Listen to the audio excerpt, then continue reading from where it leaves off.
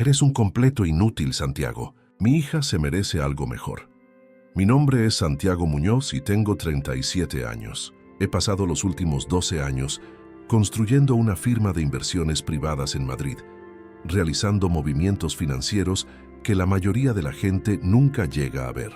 Trabajo a través de empresas fantasma, fondos anónimos y holdings que mantienen mi nombre enterrado en un papeleo tan profundo que hasta los abogados más astutos tardarían meses en rastrearme.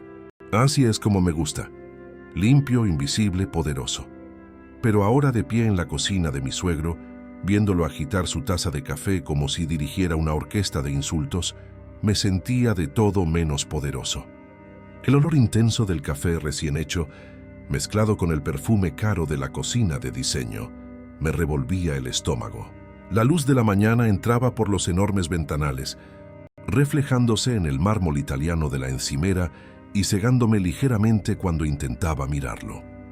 La historia que vas a escuchar ahora es una hermosa historia de venganza y romance. Suscríbete a nuestro canal para recibir más contenido como este y comenta desde qué parte del mundo nos ves. Roberto Vargas llevaba 3 años seguidos llamándome inútil. Cada cena familiar, cada día festivo, cada vez que cruzaba la puerta de su casa. Podría haberse casado con el hijo del doctor Pérez. Continuó gesticulando hacia mi esposa, Elena. Pero no, te eligió a ti, un hombre que ni siquiera tiene el valor de decir a qué se dedica realmente. Elena estaba sentada a la mesa del desayuno, removiendo los huevos en su plato.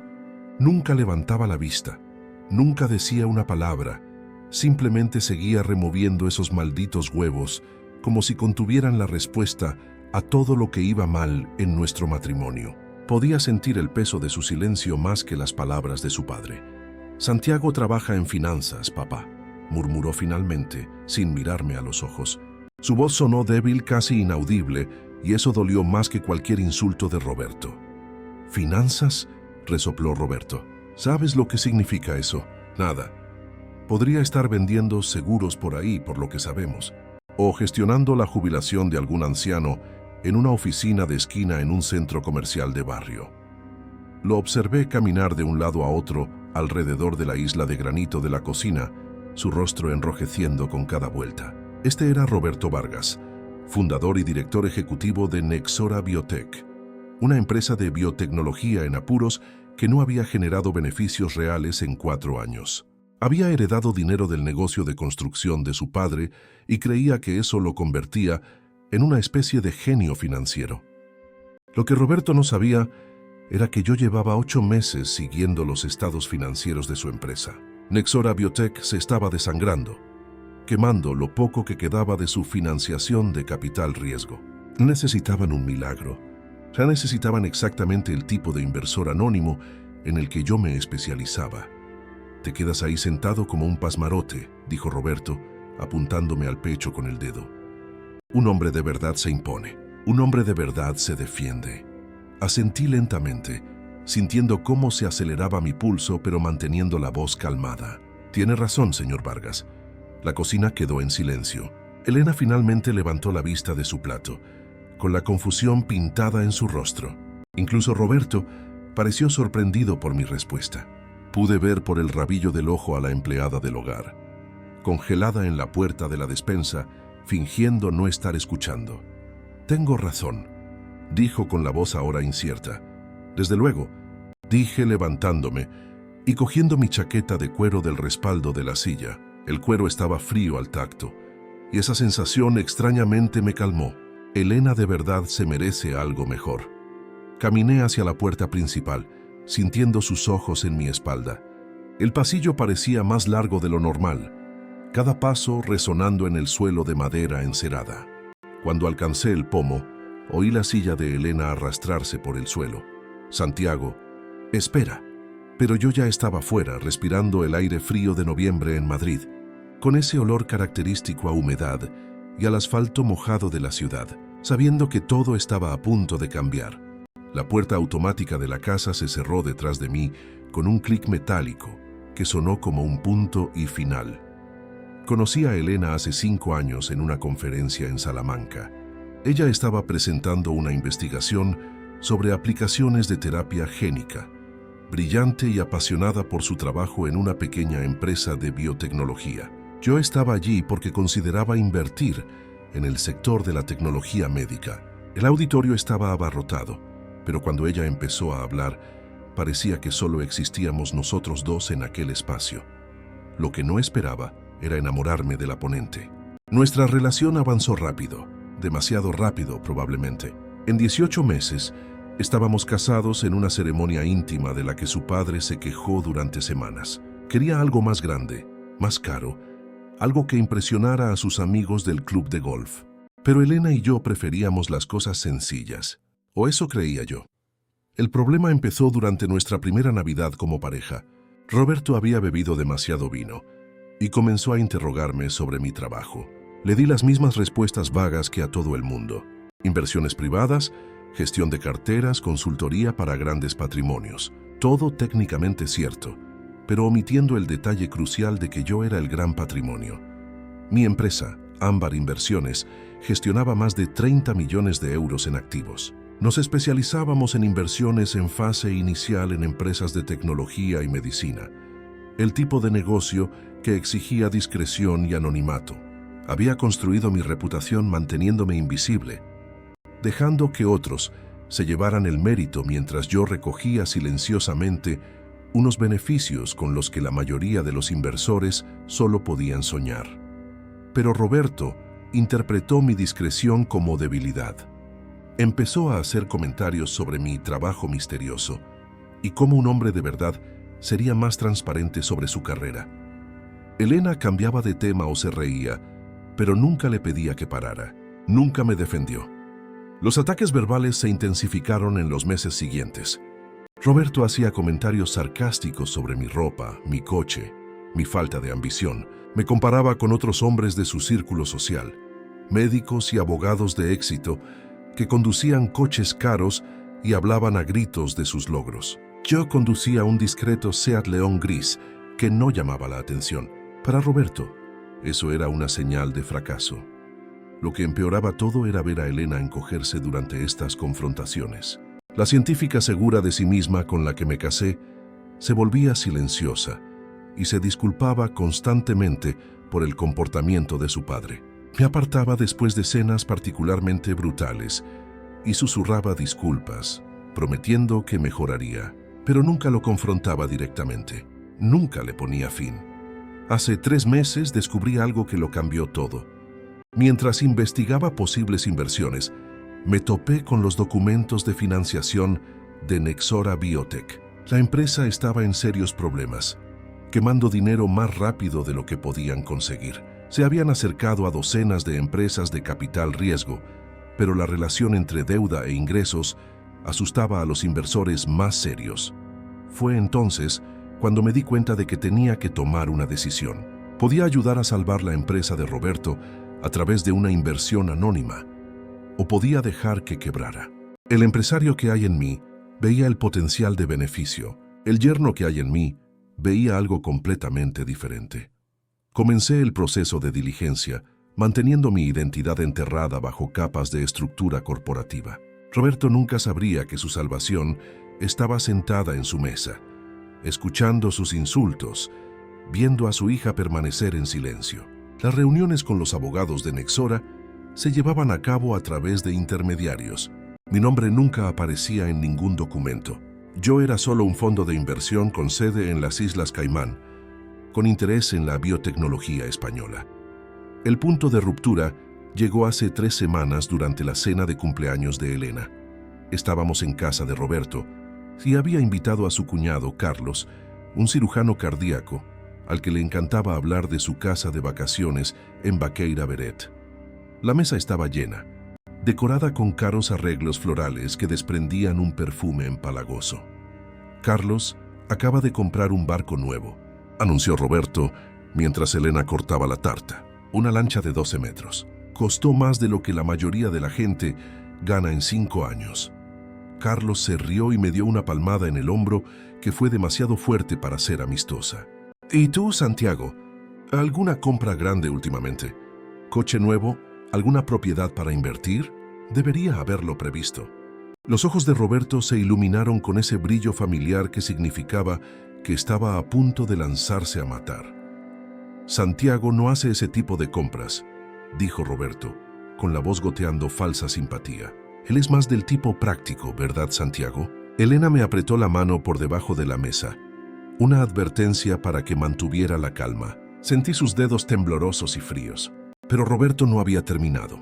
Podía sentir el ataque venir como una tormenta formándose en el horizonte. A ver, seamos sinceros. Mi hija es una científica brillante. Ha publicado en revistas importantes. Da charlas en conferencias internacionales. Podría haberse casado con cualquiera. Un médico, un abogado, alguien con perspectivas reales. En cambio, se conformó con... Gesticuló vagamente en mi dirección. Bueno, todos cometemos errores. La sala quedó en silencio. La mano de Elena se aflojó en la mía. Carlos miraba la tarta como si fuera lo más fascinante que hubiera visto nunca, y Roberto estaba sentado allí con una sonrisa de suficiencia, esperando mi reacción. Podía oír el tic-tac del reloj de pared, cada segundo, pareciendo una eternidad. Miré a Elena, la miré de verdad. Estaba mirando su regazo, con el rostro sonrojado de vergüenza. No vergüenza por el comportamiento de su padre, sino vergüenza por mí, por estar casada con alguien que su padre consideraba inferior a ella. Fue entonces cuando entendí que esto no iba a mejorar. Elena no iba a defenderme porque, en el fondo, estaba de acuerdo con él. Quizás no del todo, pero lo suficiente como para quedarse callada. Lo suficiente como para dejar que me destrozara delante de su familia. Me levanté lentamente, coloqué la servilleta sobre la mesa con deliberada calma y miré directamente a Roberto. «Tiene toda la razón», dije, manteniendo la voz firme. «Ella de verdad se merece algo mejor». Besé a Elena en la frente. Su piel estaba caliente y la sentí temblar ligeramente. Cogí mi abrigo y me fui. Detrás de mí oí a Elena llamándome, pero no me di la vuelta. Tenía trabajo que hacer. Tenía decisiones importantes que tomar. Y por primera vez en 3 años, iba a tomar esas decisiones pensando solo en mí. El viaje en coche a casa me dio tiempo para pensar. Durante meses, había estado preparando documentos de inversión para Nexora Biotech, un paquete de financiación de 2 millones de euros que salvaría la empresa de Roberto y aseguraría su jubilación. El papeleo estaba listo. Todo lo que faltaba era mi firma. El sobre estaba en mi despacho esperando. Solo mi firma separaba a Roberto Vargas de la salvación o de la ruina. Aparqué en el garaje. Me senté en el coche durante 10 minutos, escuchando el motor enfriarse, haciendo ese característico ruido metálico, y tomé mi decisión. No iba a firmar esos documentos. De hecho, iba a hacer algo mucho más satisfactorio. Iba a dejar que Roberto Vargas aprendiera exactamente lo que se sentía al necesitar a alguien que consideraba inútil. A la mañana siguiente, llamé a mi abogado David Méndez y le pedí que redactara 3 documentos. Una retirada formal del interés de inversión en Nexora Biotech, un aviso de rescisión de contrato para el acuerdo de financiación pendiente y una liberación de confidencialidad que me permitiría revelar mi identidad como el inversor anónimo. ¿Estás seguro de esto, Santiago?, preguntó David durante nuestra reunión en su oficina en el Paseo de la Castellana.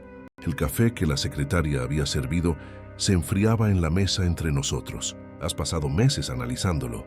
Los fundamentos de la inversión son sólidos, a pesar de la política familiar. Estoy seguro, dije. A veces la mejor inversión es la que no haces. A mediodía tenía todo lo que necesitaba. David entregaría el aviso de retirada a Nexora Biotech exactamente a las 10 de la mañana siguiente. Quería que Roberto tuviera un día entero para entrar en pánico antes de entender lo que había sucedido. Quería que sintiera cómo el suelo se abría bajo sus pies.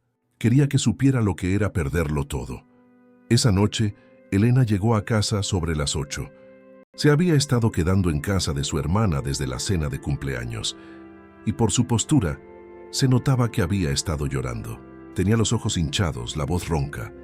«Tenemos que hablar», dijo, sentándose en el sillón frente a mí en el salón. La distancia entre nosotros parecía mayor que los pocos metros que separaban las sillas. «De acuerdo. Mi padre me llamó hoy. Está preocupado por si se pasó de la raya la otra noche». Casi me reí. «¿Preocupado? ¿Quiere disculparse?» Quizás podríamos cenar este fin de semana, solo nosotros tres. Empezar de cero.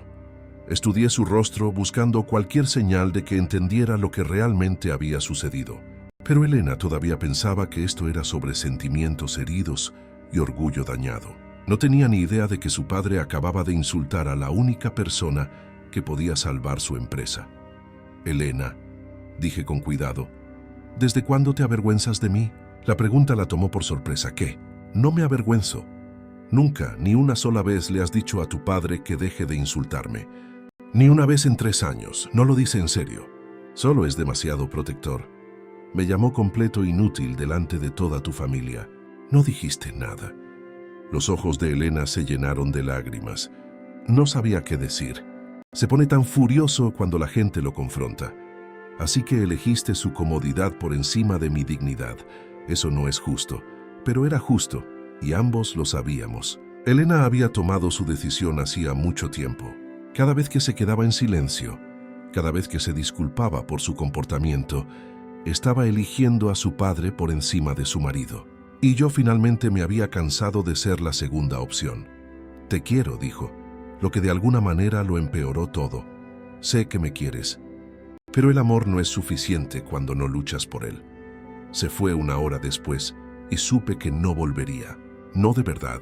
Incluso si seguíamos casados, incluso si íbamos a terapia y resolvíamos nuestros problemas, siempre habría una parte de ella que me vería a través de los ojos de su padre. Y yo me merecía más que eso. A la mañana siguiente me levanté temprano y fui a la oficina. El tráfico de Madrid era intenso como siempre, pero apenas me di cuenta. Mi mente estaba centrada en lo que estaba por venir. A las 10 en punto, llamé a David para confirmar que el aviso de retirada había sido entregado en Nexora Biotech. 20 minutos después, sonó mi teléfono. Santiago. La voz de Elena era temblorosa. Ha pasado algo. La empresa de mi padre acaba de perder a su inversor principal, 2 millones de euros. Está completamente desesperado. Siento oír eso, respondí manteniendo la voz neutra. Los abogados no quieren decir quién se ha retirado. Dijeron que era un grupo de inversión anónimo, pero ahora alegan incumplimiento de los términos de confidencialidad. Mi padre está hablando de quiebra, Santiago. Su voz se quebró en la última palabra. Me quedé en silencio, escuchando su respiración al otro lado de la línea. Podía imaginarla en su oficina, tratando de mantener la compostura mientras el mundo de su padre se derrumbaba. Santiago, sé que trabajas en finanzas. ¿Crees que podrías preguntar por ahí? ¿Ver si alguien sabe algo sobre ese grupo de inversión? La ironía era casi demasiado perfecta.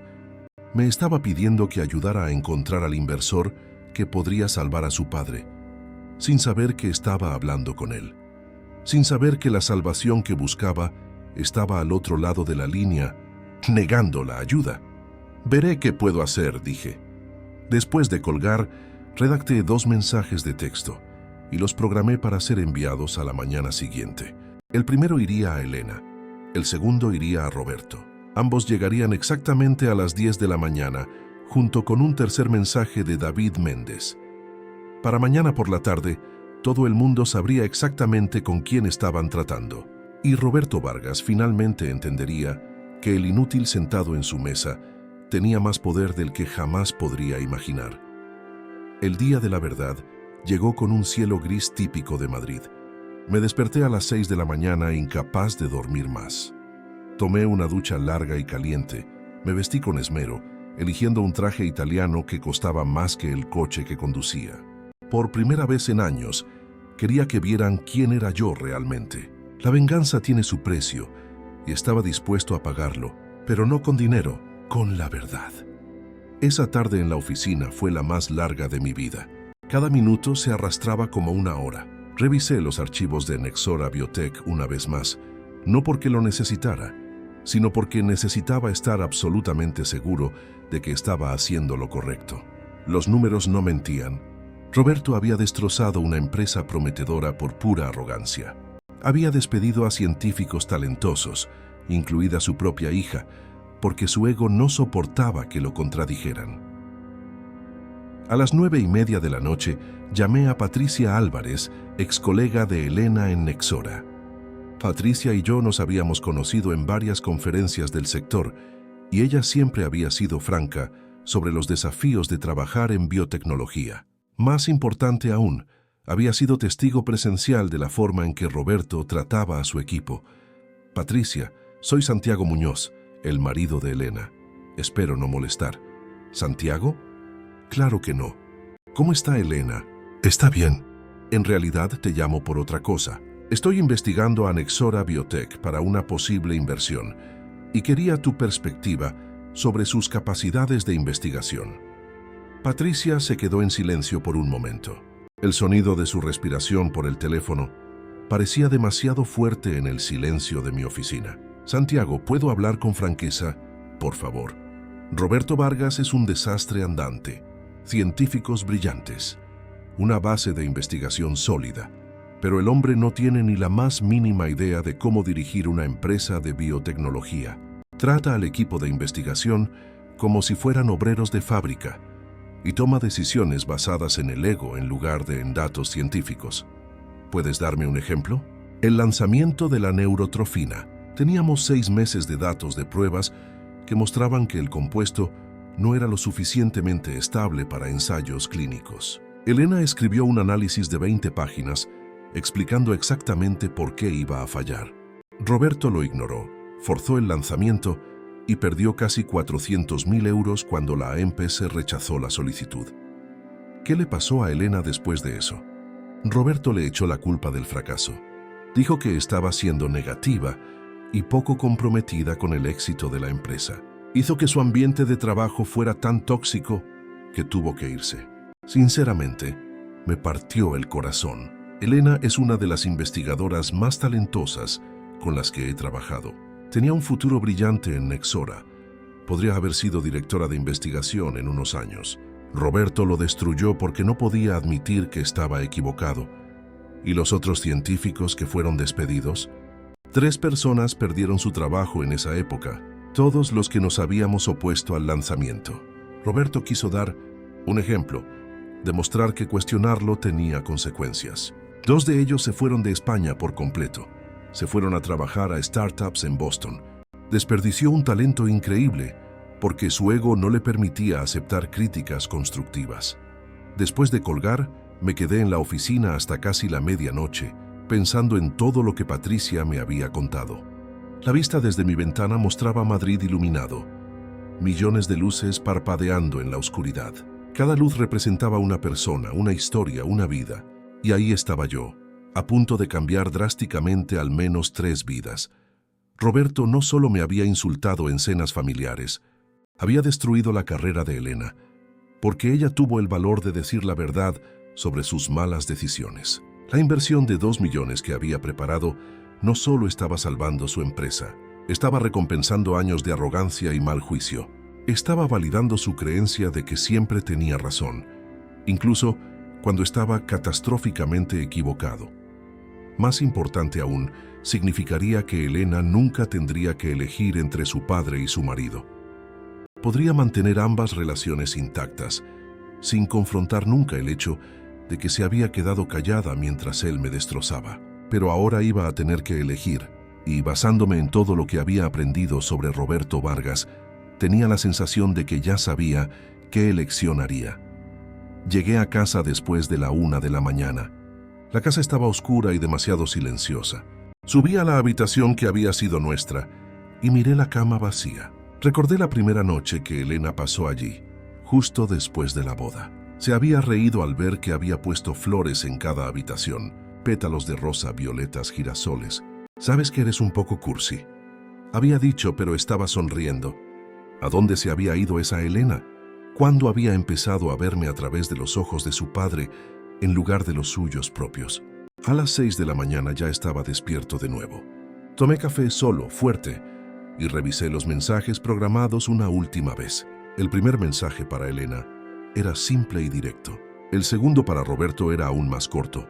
Ambos contenían la misma información devastadora, pero el tono era completamente diferente. Para Elena había pesar, para Roberto solo había hechos. A las 9:58 de la mañana me senté en la mesa de mi despacho y esperé. Mi móvil estaba frente a mí, boca abajo. Podía oír el tic-tac del reloj en la pared, cada segundo resonando en el silencio. A las 10 en punto, El teléfono vibró 2 veces. Los mensajes habían sido enviados. Ya no había vuelta atrás. 3 minutos después mi teléfono empezó a sonar. Era Elena, respondía a la tercera llamada, Santiago. Su voz salió en un susurro ronco. ¿Qué has hecho? He contado la verdad. Has destruido a mi padre. Has destruido su empresa. ¿Cómo has podido? Respiré hondo, eligiendo mis palabras con cuidado. Elena, tu padre me llamó completo inútil delante de toda tu familia.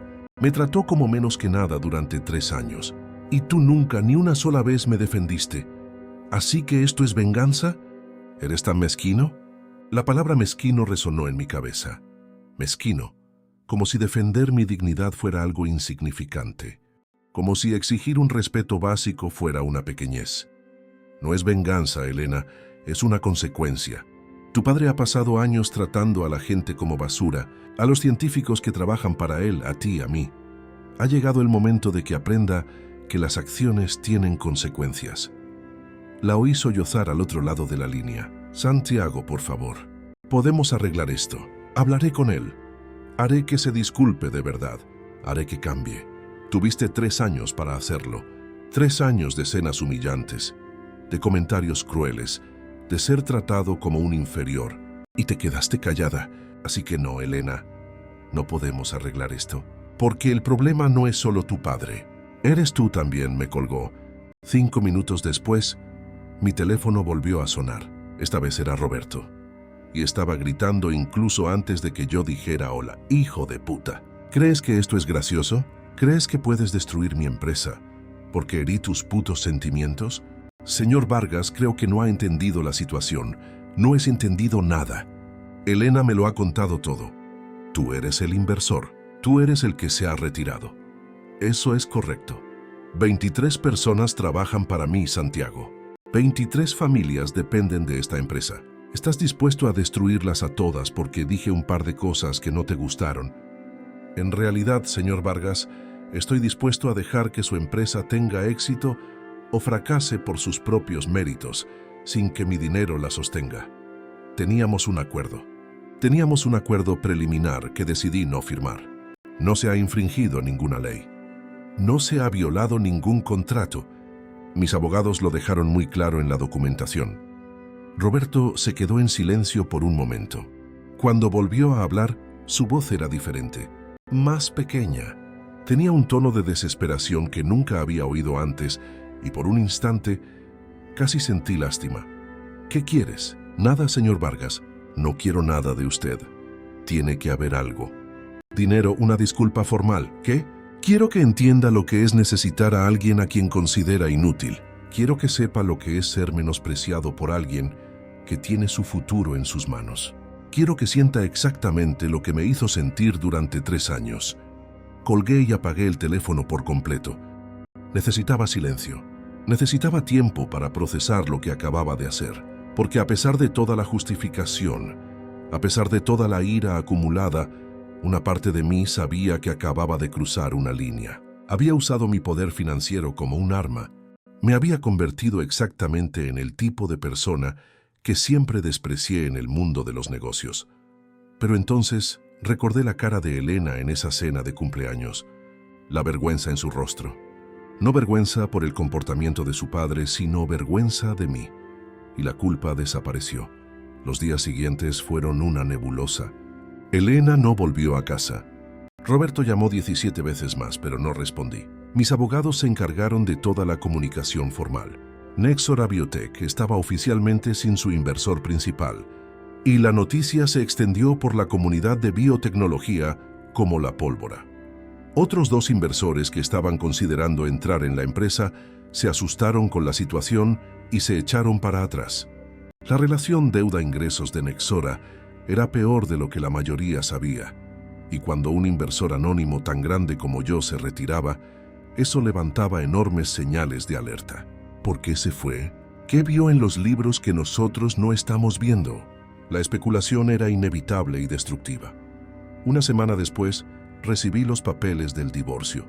Elena los entregó en persona, apareciendo en la oficina sin previo aviso. Estaba diferente. Llevaba el pelo recogido en un moño desordenado, sin maquillaje, con profundas ojeras. Parecía no haber dormido bien en días. «He firmado», dijo, dejando el sobre en mi mesa. «No quiero nada. Puedes quedarte con la casa, los muebles, con todo. Elena, no, Santiago. Dejaste muy claro cómo te sientes. Y me he dado cuenta de que tienes razón. Elegí a mi padre en lugar de a ti todas esas veces. Me quedé callada cuando debería haber hablado. Y ahora él está pagando por ello. Los dos estamos pagando». La miré de verdad y vi algo que no esperaba. No era ira ni resentimiento. Era aceptación, una tristeza profunda y resignada. «Me enfrenté a mi padre», continuó, con la voz quebrándose ligeramente. Le dije exactamente lo que pensaba de su comportamiento, sobre cómo me trató cuando estaba en Nexora, sobre cómo te trató a ti. Le dije que destruyó mi carrera y ahora ha destruido mi matrimonio. ¿Qué dijo él? Que estaba siendo dramática, que estabas manipulándome, que eras un oportunista, que había esperado el momento adecuado para atacar. Se rió sin humor. Gracioso, ¿verdad? Por empresa, peso, ¿verdad? Incluso ahora, sabiendo que tienes 30 millones en activos, todavía cree que la engañada fui yo. Lo siento, no lo sientas.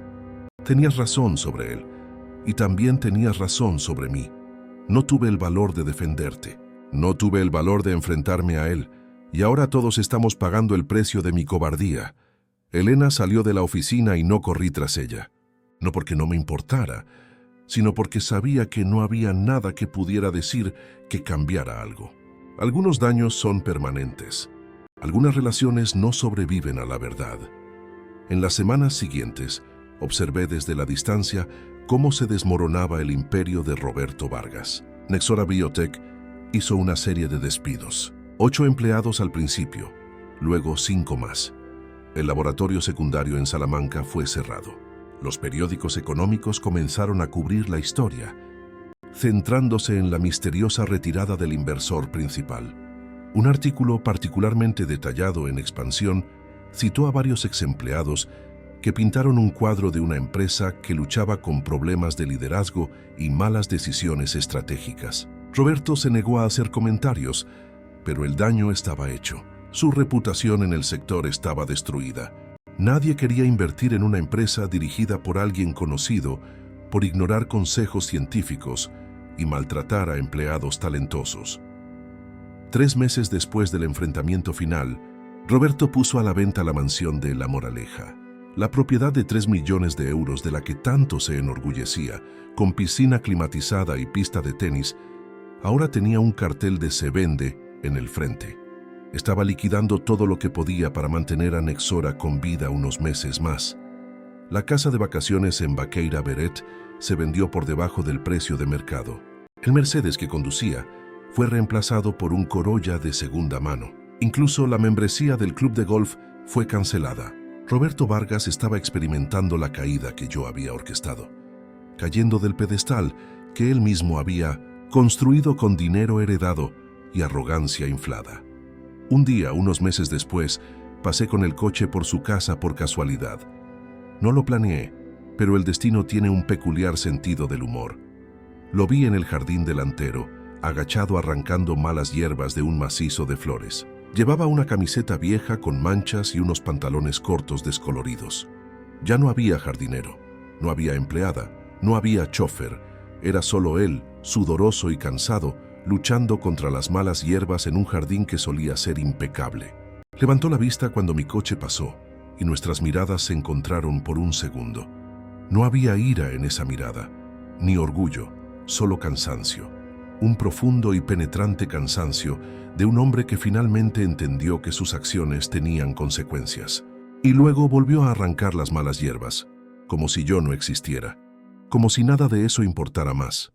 Y quizás no importaba, porque la venganza, descubrí, no trae la satisfacción que imaginamos. Solo trae una sensación vacía de justicia, cumplida y la pregunta inevitable, ¿valió la pena? Pasaron 6 meses como una lenta tormenta. Cada semana traía una nueva noticia sobre Nexora Biotech. Primero fueron los recortes de personal, luego el cierre de departamentos enteros. El equipo de desarrollo que había creado algunas de las investigaciones más prometedoras en terapia génica en España fue desmantelado. Los científicos se dispersaron a otras empresas u otros países. Recibí una llamada de Patricia Álvarez en abril. Estaba en Boston ahora, trabajando para una startup de biotecnología que acababa de recaudar $50 millones en financiación. Santiago, necesito contarte algo, dijo. Su voz tenía una vacilación que me puso en alerta.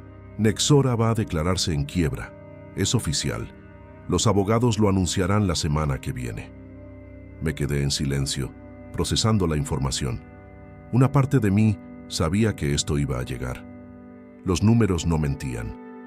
Pero escucharlo en voz alta lo hacía todo real, de una forma que los informes financieros no podían.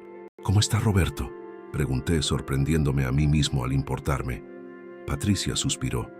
Dicen que va a aceptar un puesto de consultor en BioEspaña, una oficina pequeña cerca del aeropuerto de Barajas, un sueldo de 30.000 al año. Para un hombre que solía facturar 100.000, es una caída brutal. ¿Y Elena? Ella también está aquí en Boston. Consiguió un puesto en el Instituto de Investigación Biomédica de Cambridge. Está publicando de nuevo, Santiago. 3 artículos en los últimos 4 meses.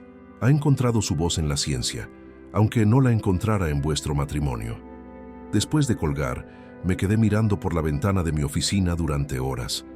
Madrid se extendía abajo, caótica y vibrante, indiferente a los pequeños dramas humanos que ocurrían en cada edificio, en cada apartamento.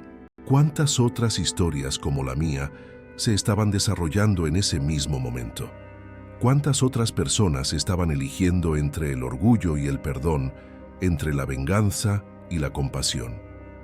La noticia de la quiebra de Nexora salió el martes siguiente. Expansión dedicó media página a la historia, rastreando el ascenso y la caída de Roberto Vargas.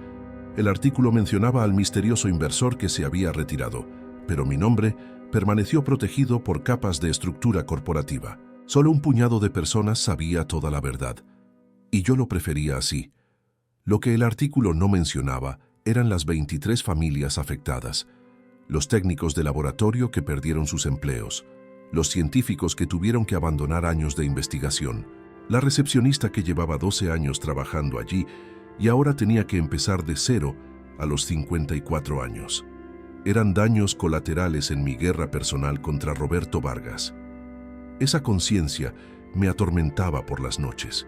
Tumbado, en la cama king size de una casa demasiado vacía, me preguntaba si había tomado la decisión correcta, si defender mi dignidad valía las carreras destrozadas, si mi ego herido justificaba tanta destrucción colateral.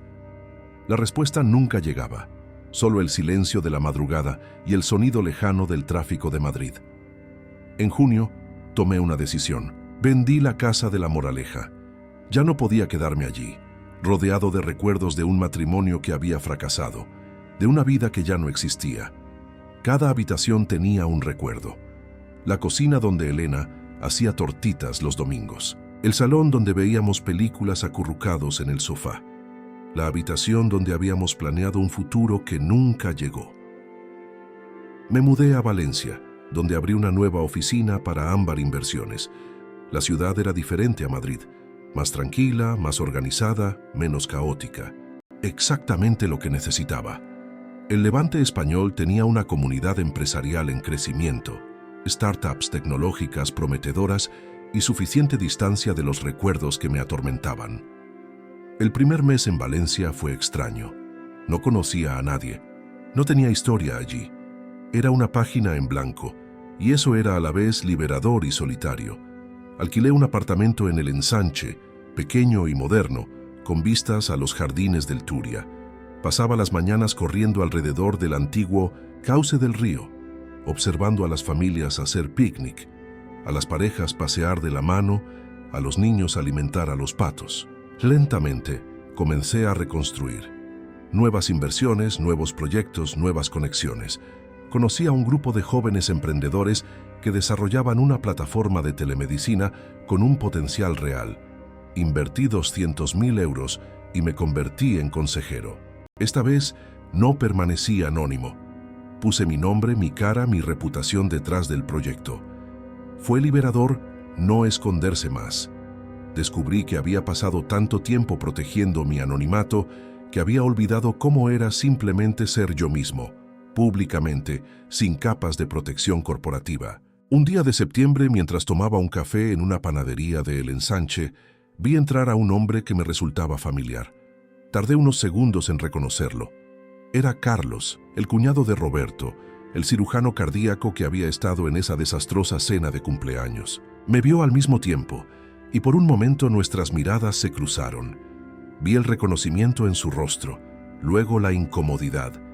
Dudó, claramente considerando si debía fingir que no me había visto. Pero entonces caminó hacia mi mesa. «Santiago», dijo con voz cautelosa, «¿puedo sentarme?» Asentí hacia la silla vacía. Carlos pidió un café y nos quedamos en un silencio incómodo durante unos segundos. «He venido a Valencia para un congreso médico», dijo finalmente. «No esperaba encontrarte aquí. Me mudé hace unos meses. He oído». Removió el azúcar en su café obsesivamente. «También he oído lo de Nexora, que tú eras el inversor». Levanté una ceja. «¿Te lo contó Roberto?» «No directamente, pero la gente habla. El mundo de los negocios en Madrid es más pequeño de lo que parece». Tomó un sorbo de café. «Mira, quería pedirte disculpas por esa cena. Debería haber dicho algo cuando Roberto te atacó de esa manera. ¿Por qué no lo hiciste?» Carlos se rió sin humor. «Miedo, probablemente. Roberto es el tipo de persona a la que no contradices si quieres mantener la paz en la familia. Pero después de que todo pasó, cuando salió la verdad, me di cuenta de que la paz a costa de la dignidad de otra persona no es paz de verdad. Es solo cobardía con otro nombre». «¿Cómo está él?», pregunté, aunque no estaba seguro de si realmente quería saberlo. «Destrozado», dijo Carlos simplemente. «No solo financieramente, aunque eso también, sino emocionalmente. Perdió la empresa, la casa, el estatus. También perdió a Elena, y creo que eso fue lo que más le dolió. Ya no habla con él. Se mudó a Estados Unidos y bloqueó su número. Y su esposa, Marcia, sigue con él, pero es difícil. Ella viene de una familia con su propio dinero, así que financieramente sobreviven. Pero el matrimonio está tenso.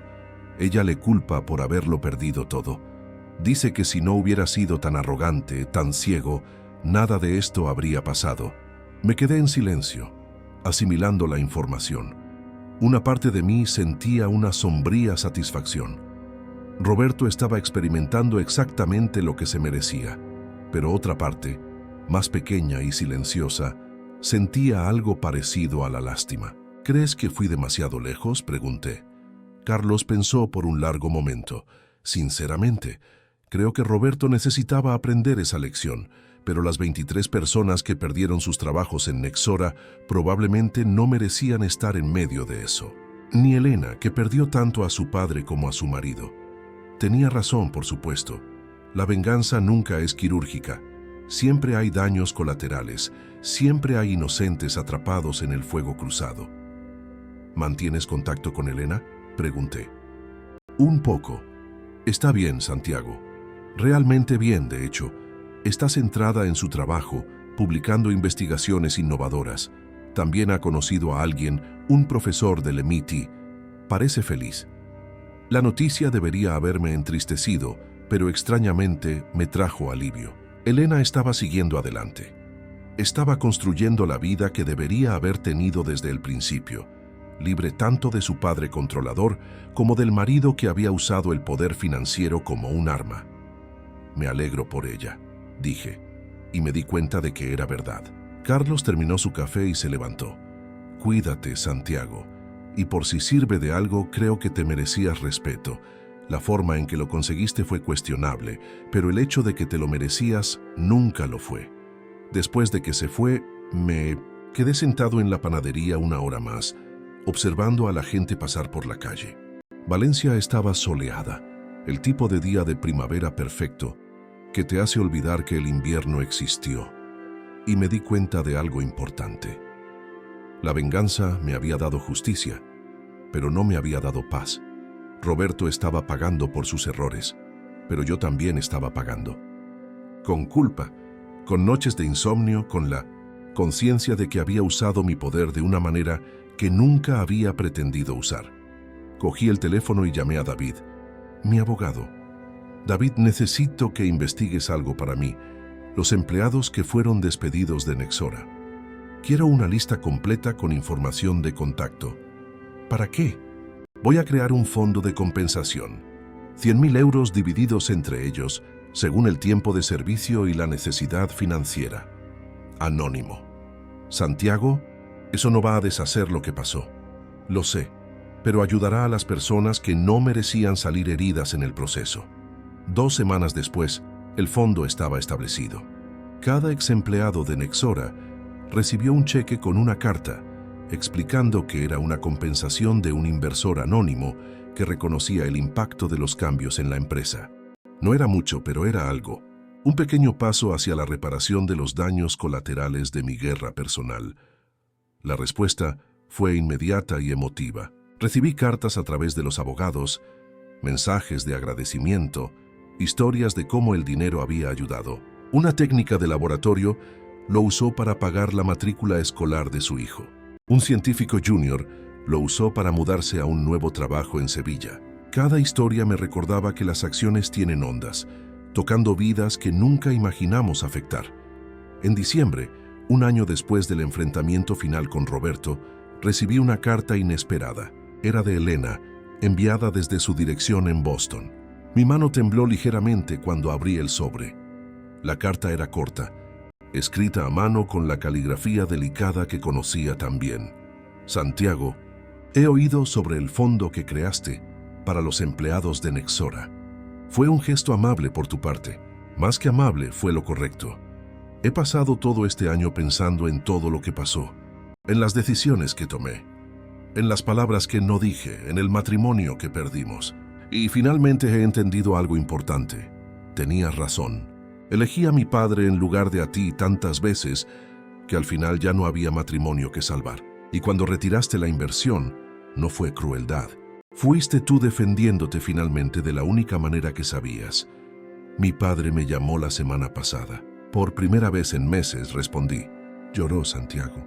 Se disculpó por todo, por cómo te trató, por cómo destruyó mi carrera en Nexora, por dejar que su ego arruinara relaciones importantes. Dijo que perdió todo lo que importaba tratando de demostrar que era mejor que nadie. Todavía no estoy lista para perdonarlo por completo, pero lo estoy intentando, así como estoy intentando perdonarme a mí misma por no haber sido la esposa que te merecías. Espero que encuentres paz, donde quiera que estés. Espero que encuentres a alguien que te defienda de la forma en que yo nunca lo hice. Y espero que, con el tiempo, puedas perdonarte a ti mismo también. Con cariño, Elena. Doblé la carta con cuidado y la guardé en un cajón. No respondí. No era necesario. Elena había dicho todo lo que había que decir, y yo había recibido lo único que realmente importaba. No una disculpa, sino un reconocimiento, un entendimiento de que lo que pasó fue el resultado de decisiones que todos tomamos.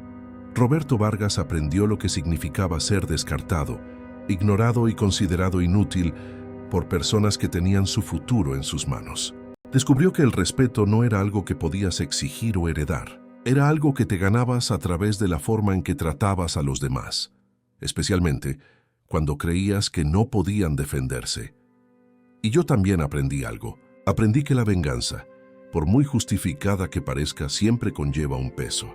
Aprendí que el poder debe usarse con cuidado, porque las ondas de nuestras acciones llegan mucho más lejos de lo que imaginamos. Aprendí que a veces la mejor venganza es simplemente dejar que alguien se enfrente a las consecuencias naturales de su propio carácter. Pero también aprendí que la justicia sin compasión es solo crueldad con otro nombre, y que el verdadero poder no reside en destruir a quienes nos hieren, sino en elegir cuándo usar nuestra fuerza y cuándo elegir la misericordia.